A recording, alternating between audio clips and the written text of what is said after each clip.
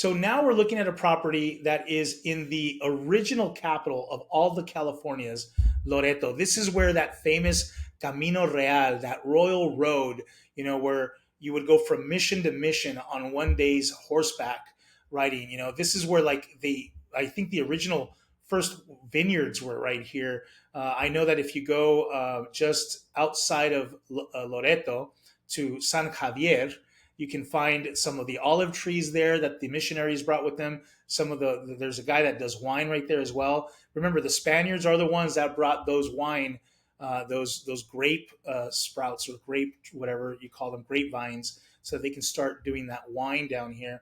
And that's ultimately how it ended up in California, guys. So yeah, this is the start of the Camino Real in Loreto. And just to show you exactly where it's located. Okay, I lived in Loreto for almost a year, and it does have an international airport, which you can see right here. All right, this is like the newest section of Loreto, which is still yet to be developed. It has this main arroyo that kind of splits it, the south side from the north side. But this is the north side that was originally designed. The National Tourist Fund of Mexico really kind of left its mark here, wanting this to be the very first tourist zone in all of Baja California South. And you can kind of notice that by how these neighborhoods are designed. And you can see how these are all broken up really, really nice.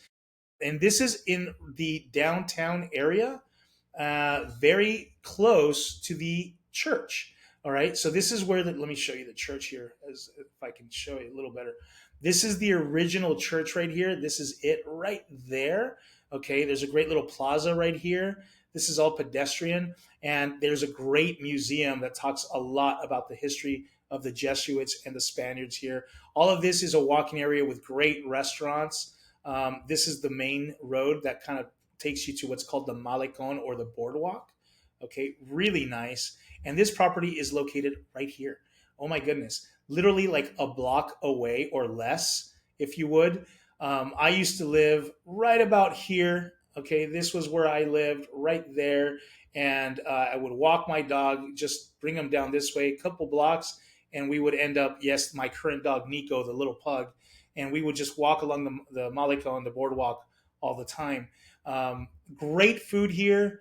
Can't complain. There's some really nice bars as well, but it's a very sleepy little town, guys. Very, very sleepy. So let's take a look at this. Oh, I remember this place. Look at that. That is nice. So clearly it's not furnished. It could be updated by you, but what you're getting here is location, and I would say the construction. You could add on to this construction, make it a little larger, as this is already a two-story here. You could finish it off and make it expanded onto this way. It didn't really show that much of a lot as far as the land on it, but let's take a better look at this here and go into some of the details. What are they? 2 bedrooms, 2 full baths, 1,546 square feet. It is one of the most desirable streets in Loreto. Cozy 2-floor, well-maintained, 2-bedroom, 2-bathroom. Again, you're buying location primarily here. First floor garage, 1 bedroom and 1 bathroom. Second floor, bright and airy balcony, full kitchen, 1 bedroom, 1 bathroom, and a terrace. Opportunity to expand third floor, and I actually see you can expand the second floor. So you can go 1 floor higher, but you can just expand on the second floor as well, to the side. You could do that. 100% AC square footage. Does it show me the lot size? Where are you, Mr. Lot Size? AC square footage, 1,546. No, it does not. Okay. Well, if this is something that tickles your fancy and you'd like to know a little bit more about this, let me know. This is in Loreto. All right.